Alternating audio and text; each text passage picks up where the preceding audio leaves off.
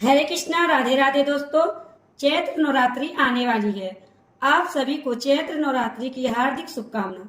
नवरात्रि में 9 देवियों की पूजा पूरे विधि विधान से होती है, लेकिन सभी के लिए यह संभव नहीं है कि सारा सामान इकट्ठा करें और विधि विधान से माता की पूजा कर पाए। किसी के पास सामान नहीं हो पाते हैं तो किसी के पास समय नहीं होता है। तो मैं आपके साथ शेयर करने वाली हूँ बहुत ही सरल तरीके से नवरात्रि में पूजा कैसे करें बिना कलश स्थापना के और बिना जवारे बोए हुए। तो चलिए शुरू करते हैं वीडियो, देखते हैं पूजा हमें कैसे करना है। चैत्र नवरात्रि की पूजा करने के लिए चौकी या पटराम लगा लेंगे। उसके ऊपर हम कपड़ा बिछा लेंगे। लाल कलर का हमें आसन बिछाना है।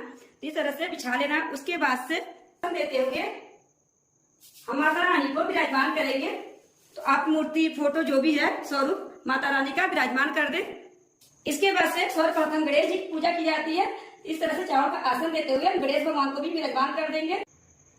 माता के सीधे हाथों की तरफ एक लोटा जल रखेंगे। सूक्ष्म रूप से हम कलश की स्थापना करेंगे।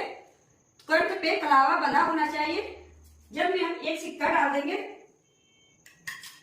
इसके ऊपर हम चावल से भरा हुआ कोई पात्र रख देंगे। इस तरह से हमारा सूक्ष्म रूप से कलश की स्थापना हो जाएगा। 9 दिन तक इसी तरह रहेगा, इसे छेड़ना नहीं है हमें। तो सबसे पहले हम दीपक विराजमान करेंगे। उसके बाद दीपक हम जला लेंगे। इसके बाद से पूजा शुरू करेंगे। हम स्नान करा देंगे। सबसे पहले हम गणेश भगवान भी स्नान कराएंगे। उसके बाद माता रानी को भी स्नान करा देंगे। इसके बाद हम तिलक कर लेंगे। रोली और कुमकुम से गणेश भगवान कर लेंगे, माता रानी को कर लेंगे, उनके वाहन को भी हम तिलक कर लेंगे। इसके बाद हम गणेश भगवान को कलावा समर्पित कर देंगे। माता रानी को हम चुनरी समर्पित कर देंगे। इसके बाद से माता रानी को हम सुहाग सामग्री समर्पित कर देंगे। अपने सामर्थ्य के अनुसार सुहाग सामग्री जरूर समर्पित करिएगा। इसके बाद हम गणेश भगवान को फूल समर्पित कर देंगे। जो भी फूल मिल जाए आपको फूल समर्पित कर दीजिए। माता रानी को भी फूल समर्पित हम करेंगे।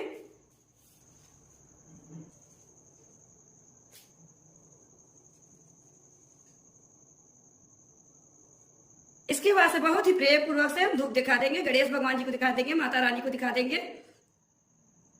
इसके बाद से हम भोग समर्पित करेंगे। भोग में आप बतासे का भोग समर्पित कर सकते हैं या फिर मिश्री का भी भोग समर्पित कर सकते हैं। इसके अलावा आप फल भी समर्पित कर सकते हैं। इसके बाद से माता को अग्नि में जो है भोग समर्पित किया जाता है। तो हम छोटा सा हवन कर लेंगे। तो कपूर से हम हवन करेंगे। हमें रोज ही 2 लौंग से हवन करना रहता है। इस तरह से हवन कर लीजिएगा। जोड़ा हमें चढ़ाना होता है।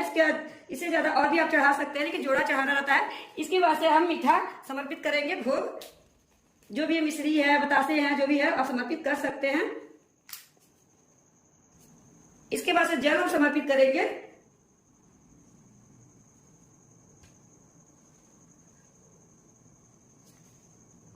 इसके बाद हाथों में फूल ले लेंगे हम। आप चाहे तो दुर्गा चालीसा पढ़ सकते हैं या फिर माता रानी की कोई भी कथा सुन सकते हैं, भजन कर सकते हैं। इस तरह से करने के बाद से माता रानी के चरणों में हम फूल को समर्पित कर देंगे और गणेश भगवान के चरणों में भी समर्पित कर देंगे हम।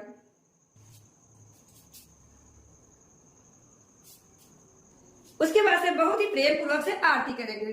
गणेश जी की आरती करेंगे सबसे पहले। उसके बाद से माता रानी की आरती करेंगे। तो आरती आप चाहे तो जो दीपक आपने जलाया उससे भी आरती कर सकते हैं, या तो कपूर से आरती कर सकते हैं, या फिर अलग से दीपक जला के आरती कर सकते हैं। इसके बाद हम दक्षिणा समर्पित करेंगे। दक्षिणा अपने सामर्थ्य के अनुसार जरूर समर्पित करिएगा। नवरात्रि पहले दिन आपको करना है। पहले दिन नहीं कर पा रहे तो दूसरे दिन कर दीजिएगा, लेकिन दक्षिणा जरूर समर्पित करिएगा। दक्षिणा समर्पित करने के बाद से हाथ जोड़ के माता रानी से क्षमा याचना करेंगे। हे माता रानी, जो मैंने आपका पूजा शुरू किया है उस पूजा को पूरा करने में आप हमारी सहायता करिएगा और हमारी पूजा की गलतियों को क्षमा करिएगा। इस तरह से करने के बाद से हमारी पूजा जो संपन्न हो जाती है। तो दोस्तों, इसी प्रकार से बहुत ही सरल तरीके से आपको नवरात्रि की पूजा करनी है।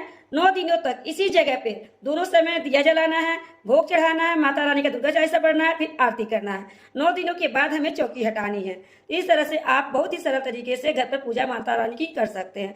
तो दोस्तों, आपको छोटा सा वीडियो कैसा लगा? अच्छा लगा तो वीडियो को लाइक कर दीजिएगा। चैनल को सब्सक्राइब नहीं किए तो चैनल को सब्सक्राइब कर दीजिएगा। माता रानी की कृपया आप सभी पे सदा ही बनी रहे।